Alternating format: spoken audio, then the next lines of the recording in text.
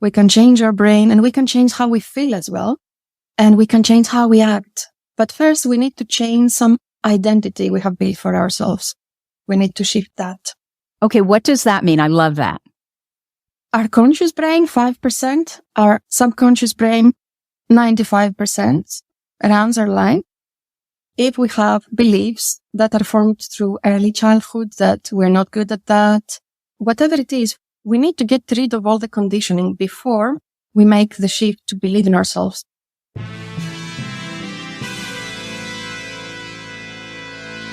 Thomas Edison, Richard Branson, John F. Kennedy, Mozart, Michael Jordan, Will Smith. That sounds like a list of highly successful titans in a variety of vocations. Why is it that we rarely hear that they have or had ADHD? And you know what we hear even less about? Serena Williams, Emma Watson, Mel Robbins, Whoopi Goldberg, Agatha Christie, Erin Brockovich, Cher. Yeah, the successful women navigating ADHD. And that's exactly why I started this podcast, ADHD for Smartass Women. I'm your host, Tracy Otsuka. I'm a lawyer, not a doctor, a lifelong student, now a coach. I'm also the creator of Your ADHD Brain is A-OK, a system that helps people like you figure out what they should do with their life. And we're here today to talk ADHD, your strengths, your symptoms, your workarounds, and how you proudly stand out instead of trying to fit in. I credit my ADHD for some of my greatest gifts. And you know what? I spy a happier life for you too. So without further ado, a shiny new episode is starting now. Hello, I am your host, Tracy Otsuka. Thank you so much for joining me here for episode number 238 of ADHD for Smartass Women. I hope that you'll subscribe to this podcast and our newsletter over at tracyotsuka.com. My purpose, as you know, is always to show you who you are and then inspire you to be it. In the thousands of ADHD women that I have had the privilege of meeting, I've never met a one that isn't brilliant at something. Truly, not one. So for all of these reasons, I am just delighted to introduce you to Anna Daphna. Anna, did I get the last name right? You did. Okay. Anna is an ADHD executive function and high performance coach, mentor, and psychologist based in London. She coaches people with ADHD using holistic and neuroscience-based strategies specifically designed for neurodiverse people to maximize happiness, confidence, and performance. She's also a member of the British Psychological Society and the European Coaching and Mentoring Council. In 2021, Anna was selected at the 500 Global Brains Awards as one of the top leaders for her achievements and dedication to helping others. Anna, did I get all of that right? Thank you for having me, Tracy. Yes, you did. Wonderful. Before we talk about your strategies and exactly what you do to help women with ADHD, you know, I always want to talk about ADHD first. So I would love to know, what were you like as a child? As a child, I was very shy, very self-conscious, socially anxious. I had good grades as well, but at school I was struggling to pay attention. I was constantly looking out of the window. I found school difficult to concentrate and boring. And yes, it took me double the time to finish an essay. I found it difficult to put my ideas into paper, to organize them. And yes, it was a different way of thinking for me. And I found that a bit stressful, especially when it came to exams. Were you outwardly hyperactive at all, or was it mostly inattentive? Inattentive. Okay. It sounds like school was somewhat difficult for you, but were you still able to make high marks? I did. As you know, a lot of people with traits of ADD are very good when they put their mind into it. So the subjects and the teachers I loved, I was very good, but the subjects and the teachers that were not very engaging, I did not do very well, but it was a spiky profile based on how much I enjoyed the lesson. Ah, Well, it sounds very common, doesn't it? Yes. And you're in the UK, so I don't exactly know how the school system works there. I'm curious, did things get better from what we call grade school here through high school, or did it get worse? Did it get harder for you? It got better through time because I discovered strategies to organize myself, having schedules, checklists. I tried different methods that worked at a particular time, and then I choose something different. But it got better with time because we can also train our brain to work in the way that we want it to. Yeah, in a way that works for us, certainly. So I'm wondering, what was your home life like? Were your parents really supportive? Or did you get a lot of, pay attention? Why are you this way? Yeah, I had a lot of pressure from home. I was a perfectionist. So yes, I tried to do my best. But yes, I had supportive parents and I have supportive parents, but in a way that they understand. Parents have their own understanding and sometimes it's not aligned with the latest psychological research. And there is I had meltdowns at home because I was very stressed about my performance at school. But I did very well at the end, but it was a roller coaster. I cannot lie.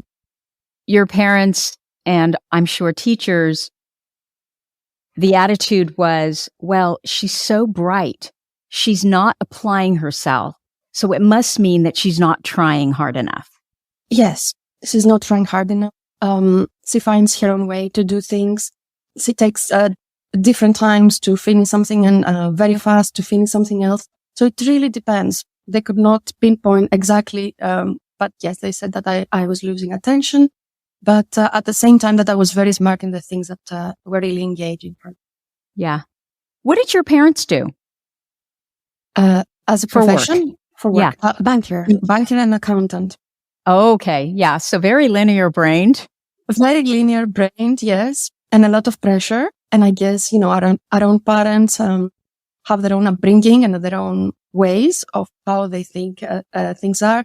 And they need to do their own healing in order to have a proper approach. And it's a difficult thing, I understand that. Yes. So they love you and they are doing what they believe is best for you, but not understanding how your brain works. Yes, exactly. And are you an only child? I have a sister. Okay. And was she the same as you or no? She was more like them? She was more like them, but she's a high performer as well. And she was like the first in the school, the first in her class, and also a perfectionist and high achiever. So yes, I was more artistic, creative. My sister was more mathematical, practical. And was your sister older? Did you say that already? Younger, 1 year younger. Was younger. Okay. So I'm curious, what was the transition then from high school to college like for you? Slow. I didn't like university. I started the university in Greece, in Athens. I studied education. I'm a qualified teacher as my first profession. I wanted to do things differently than I experienced at school. But then I moved to London, to the UK, and then I studied psychology that I really loved. Then I worked in a lot of different schools and educational institutions in London, central London, especially with special needs children of all ages. So I did nursery, I did primary school, I did high school and sixth form as well. So I was working there as a professional and put things in practice. Things went better after. Which, yeah, it makes so much sense because you loved what you were doing. And I think it often can be easier professionally to do things the way we want to do them, right? As long as you get the work done and you're outstanding or your work product is excellent, I think people are more inclined to say, let her be. She's getting it done. Versus at school, it's more, nope, it has to be done this way. Yeah. And if it's not, there's a problem. Like if you don't show your work, you can get, this is my son, right, with math. He can get the right answer, but if he doesn't show the work correctly, he doesn't get any credit for it, which just seems silly because our brains jump over a lot of the steps, right? And we just intuitively, I think, often know. So have you always felt different than others?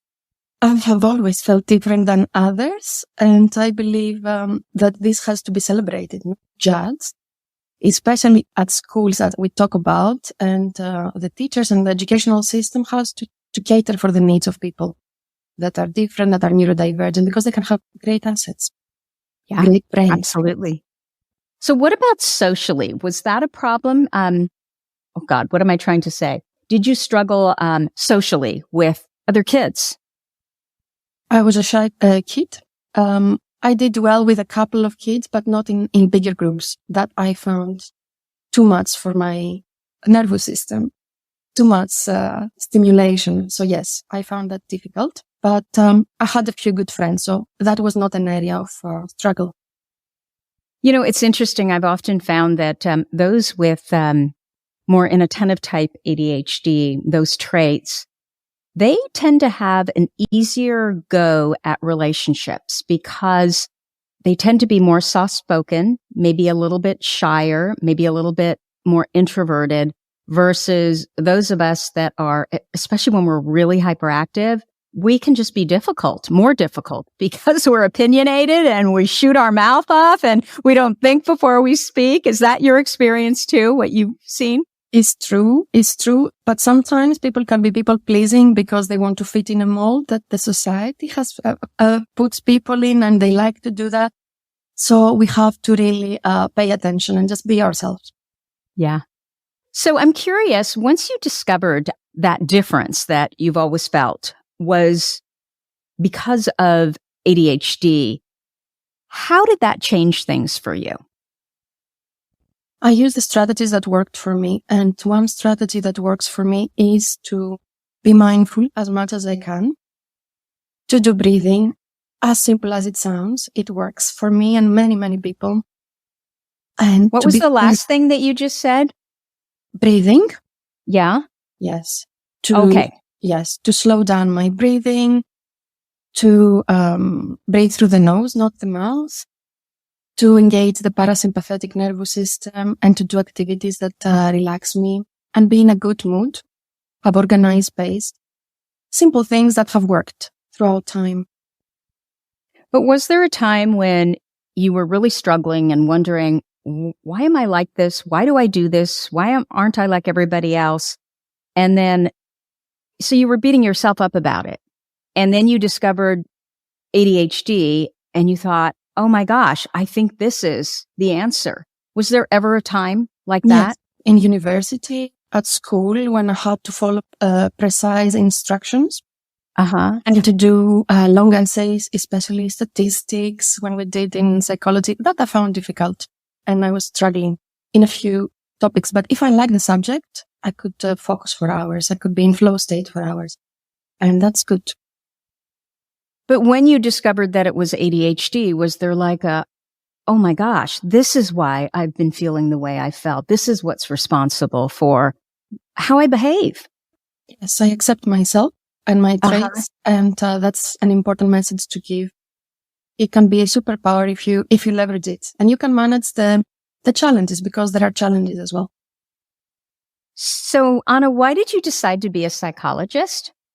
I studied psychology, education, and coaching. I'm interested in self-development from the time I remember myself. I wanted to empower myself. And since as a teenager, I was interested in all of these things. I wanted to pursue that as a profession. So this hasn't changed ever since. So I'm curious, as a lot of people with ADD, ADHD. I'm creative. I have a good intuition, and all of that have to do with self-development and listening to your heart, and have brain and heart coherence to be aligned, to your actions to align with your thoughts and emotions. So becoming a psychologist, it wasn't something you just fell into. It was something that from the time you were young, this is what you wanted to do. Yes, I wanted to become a coach and a mentor for people with executive function challenges, because I experienced them myself as well, as I mentioned before. And seeing people feeling unheard, unseen, and losing important opportunities in life, I wanted to mentor them. So what was your parents' reaction when you said, I want to be a psychologist? They were fine with it. Yeah. At least that was good. No, really good. Yeah. I mean, in my family, it was, I don't know that there was a belief in psychology even that it works, you know? It was you just kind of suck it up and you keep going. And I had great parents. So you talked already a lot about the work that you do around regulating your nervous system. So can we talk a little bit about that? Mm-hmm. And can we start with, how about telling us exactly what is the nervous system and why is it important for women with ADHD to learn how to regulate it? Mm-hmm. Polyvagal theory is from Dr. Porges. It has 40 years of research, which is evidence-based. And the polyvagal theory talks about our autonomic nervous system. The autonomic nervous system is based on the vagus nerve, which is the longest cranial nerve that stems from the brainstem, from the back of our head until the end of our spine. And we have 3 states. The sympathetic nervous system that a lot of people at the moment live in, fight or flight, super stress with adrenaline. Not very good to be constant in that fear-based state. There is the parasympathetic nervous system where we feel open, we feel engaged, our heart is open, we feel we can do everything, we feel engaged and socially engaged as well. And there is the other parasympathetic branch when we feel immobilized, frozen. We cannot move, we are stuck. And we see that a lot with people that have depression. So from a polyvagal perspective, ADD is a nervous system imbalance, because if we don't regulate our emotions, we have emotional dysregulation, which is very common with people with ADHD. They feel they can see threats, potential, or imagine. They have rejection sensitivity, dysphoria. A lot of people, not everyone, but it's very common.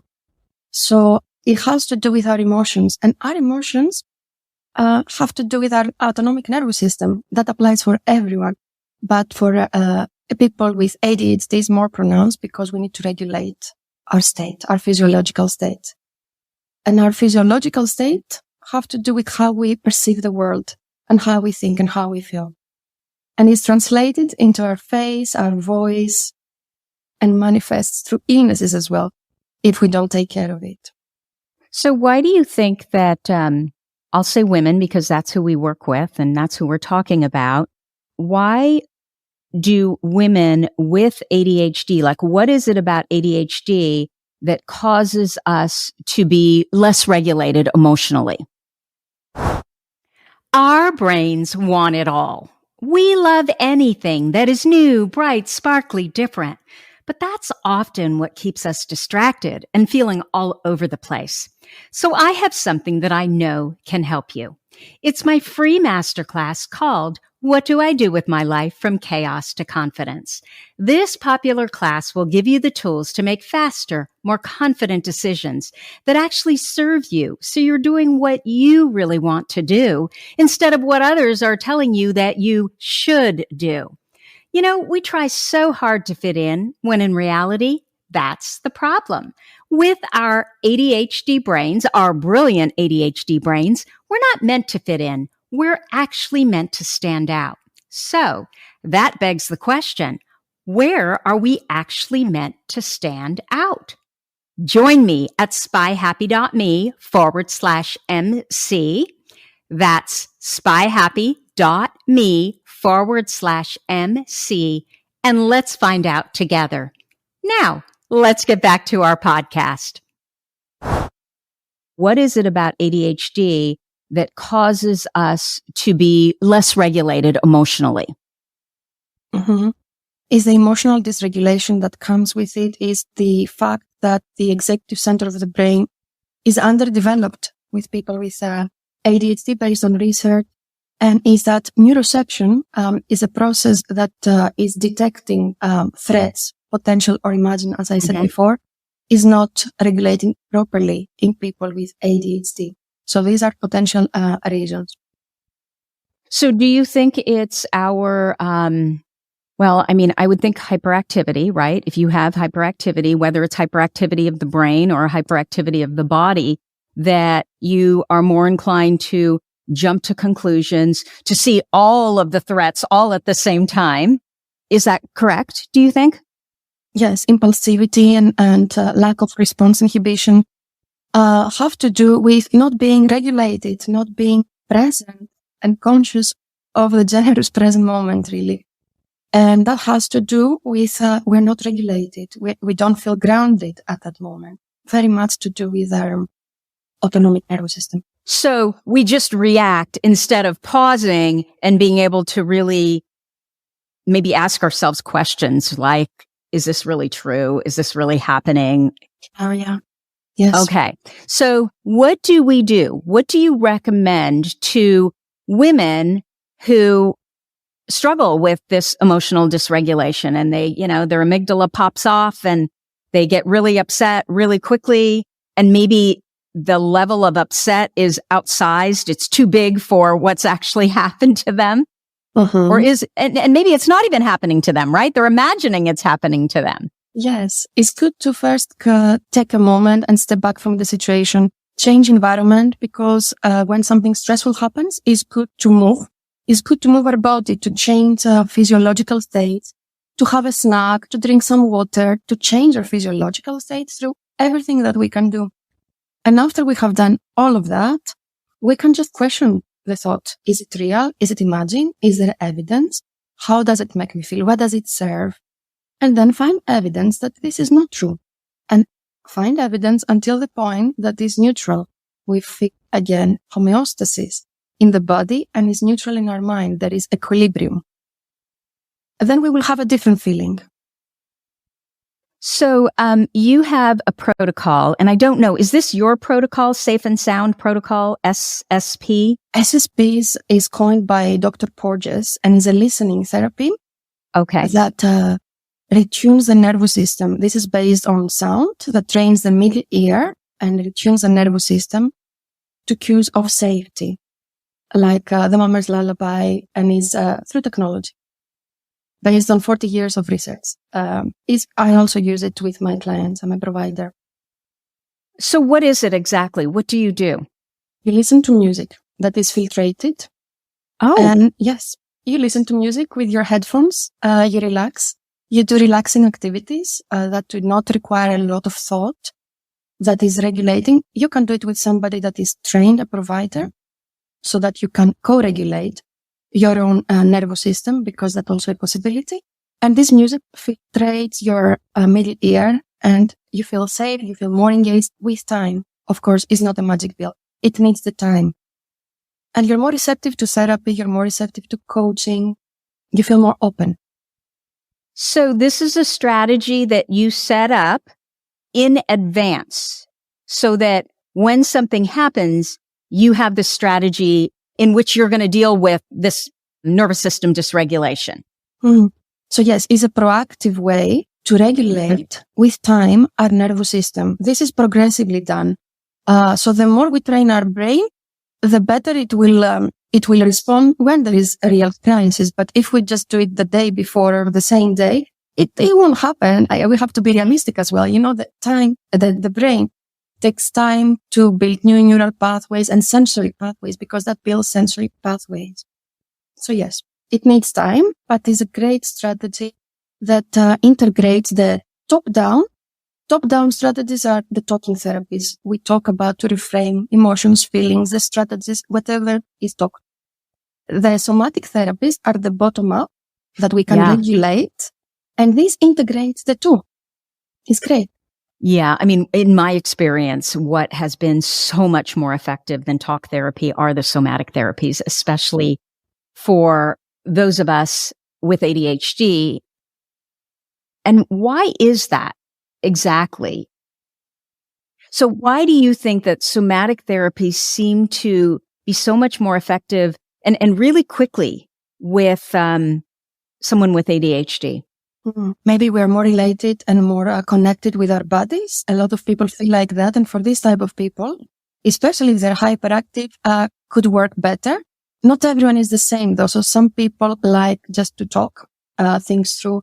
But if we think about it, and our body remembers things and remembers emotions, sensations, and programming from the past. So we need to move our body in order to release these and build healthier thoughts. So it has to do with the programming and how the intelligence of the body and the connection with the mind works. Yeah. So in this Safe and Sound protocol, is it certain music that is just part of that protocol, or do you choose your own music? How does all of that work? It has some classical music, some Disney music. It's for kids as well, and has a specific music that they have chosen, and it's very nice. A lot of Can people you Google Safe and Sound? Can you Google Safe and Sound protocol music, and will there be certain music that's recommended? Maybe we can try it, but the music is very popular and has a lot of playlists that you can choose from. And yes, okay, so you like it. So definitely. And so you choose music, and the first part of it is, are you just listening to that music, and for how long? Mm-hmm. So the how long has to do with, it's not something you do it yourself. You have to work with a trained provider because it's not good for everyone. What I mean by that, so for example, people with schizophrenia cannot use it. It has to be proper training, and you do it with your provider or with their guidance. And some people might need to listen 5 minutes per day because their nervous system is so sensitive. It had happened with a client of mine, and she could not listen to more than 5 minutes because she was feeling all these emotions coming up to be talked about, to be healed. And some people can do 15 minutes, 30 minutes per day for as long as the program lasts. The main therapeutic program. Yes. Okay. So clinicians are trained in this protocol. And typically what happens is you work with a clinician on this Safe and Sound protocol. Mm-hmm. Okay. Although I always look at, okay, let's say that either you can't afford to do that, or you don't have anyone right here and now. It makes sense to me that music, which is, music is related to the brain, right? Yes. And emotion. And so it makes so much sense to me that if you listen to certain kinds of music, that would make you feel better. Yes. And the whole goal is feeling better, right? Exactly. Feeling better, doing activities that make you happy, listening to relaxing music versus anxious music. And these are some strategies that you can do without paying anything. You have access to a lot of resources.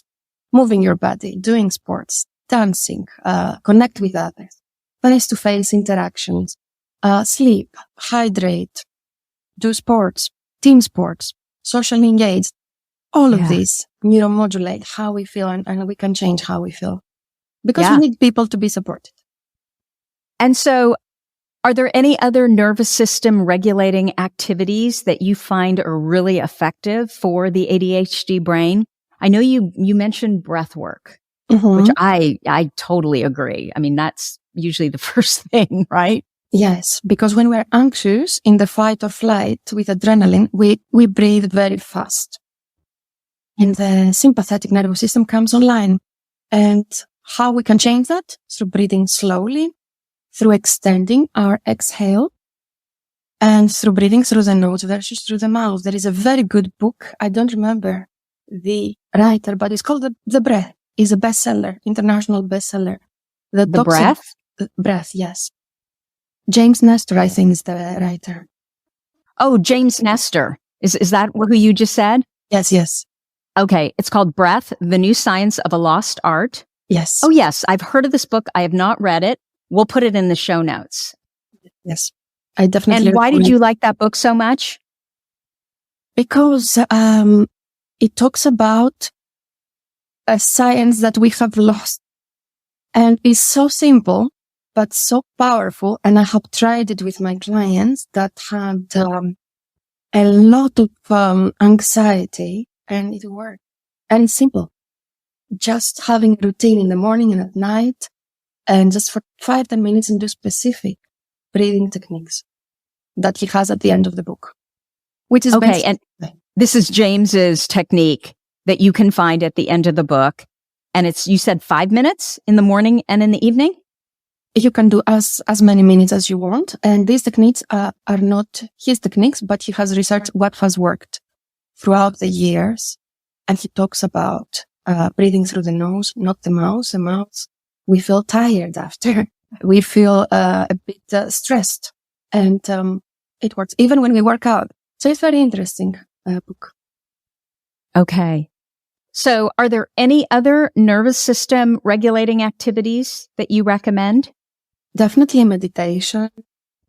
Meditation changes our brainwave, changes how we think, and we need to feel different after meditation. And definitely mindfulness, I have noticed that works very well with people with ADHD. And some people might say, I cannot stay still, but there are many ways that you can be mindful, right? You can walk without your phone, and you can just observe around you things that you would not normally do because you have your phone with you. Or you can slow down your breathing again and just tuning in your body and see how you feel, what sensations you have, and see what thoughts you have through your mind. Then you can write it down. Have a journal, for example, that also promotes your metacognition and self-awareness. And all of this helps with regulating emotions when they come later on, how we can deal with them better. Just knowing yourself. What is the trigger? Yeah. Have you experimented or tried tapping at all?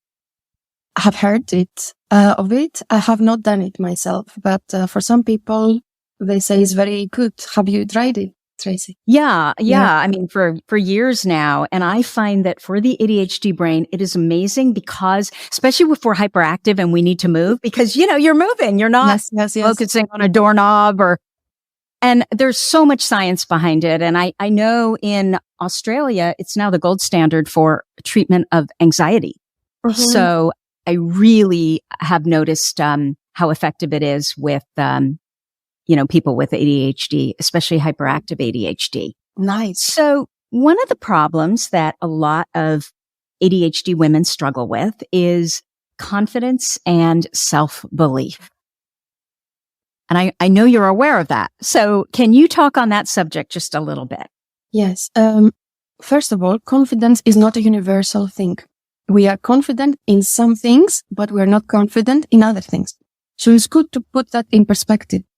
For example, what I say to my clients a lot is Messi is very confident at football, but he might not be as confident at cooking, for example. I'm just saying something random. So that proves that point. So confidence has to do with competence. And competence has to do with how many hours we put into something. So our skill is developed through our effort. It has to do with effort. So yes, we can develop that definitely with trying new things that are appropriate developmentally for us, because for children, it has to be within their developmental range, not to traumatize the child, but to try something new that we couldn't do before. It will increase our confidence. Thinking about the things that we found difficult in the past, but now easy, and making a list and look at that will increase our confidence. Remembering feedback from important people, and resonate with them and see that we have done very well when we might have negative self-talk can help with that.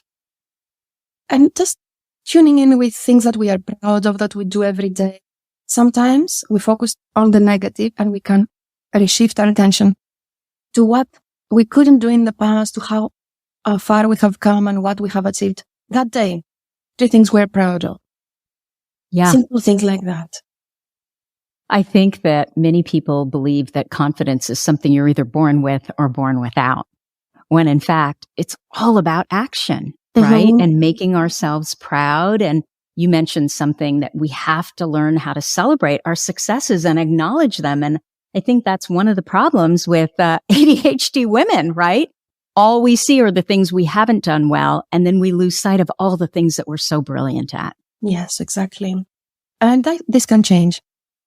We can change our brain to think like that, like we love ourselves, because there is no reason anyone to hijack their brain with all the negative beliefs. We can slow the brain and slow the breath and create a gap and have a healthier thought. We can do it. Yeah, absolutely.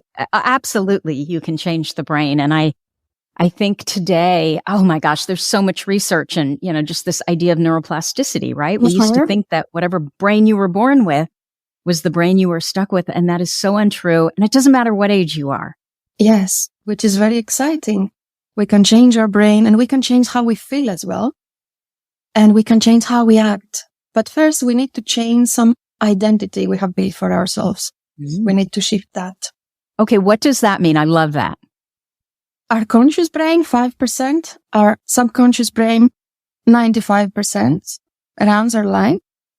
If we have beliefs that are formed through early childhood, that we're not good at that, that we should follow this profession, that whatever it is for its culture and family, we need to get rid of all the conditioning before we make the shift to believe in ourselves. So it takes time. It's a process, but definitely it can happen. Because if we say with a conscious mind, say an affirmation, for example, we have not eliminated all the negative beliefs and the conditioning of the past, the society, the culture. It won't happen. We need first to eliminate it and teach our body not to be afraid. The body will be anxious when we try something new based on the identity we're building. So we have to sit with this discomfort. It takes some time, but it's a courageous thing to do. Well, and that's what ultimately builds confidence. Exactly, yes. So it's a big cycle. So I've heard you say that executive function skills are a predictor of future success. Can you talk about that? Mm-hmm. The executive center of the brain is the higher level brain, is the CEO of our brain. Because whatever we do, we need to plan every day. We need to prioritize. We need to organize our thoughts and we need to action them. We need to start. All of these are executive function skills I'm mentioning now. We need to finish the projects, which is another thing. We need to stay in control and on a roll, as I say. And we need to stop and think before we have a thought or we want to say something or act impulsively. All of these are executive function skills, and we need to reflect and observe our thoughts. Are these thoughts mine or no? How can I become better? Shall I keep that? Shall I change that? And to be adaptable and flexible. All of these things have to be on time. All of these things are things that a lot of people with ADHD are struggling with. And those are our executive function skills. All of them. Okay. And this can be developed through coaching, through repetition, through neuroplasticity. And it takes more time for the neurodivergent brain to build habits. They say it takes a habit 21 days to form. I would say it depends on how difficult it is, of course.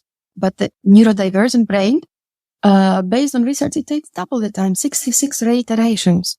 So we need to be also with ourselves compassionate and give it time.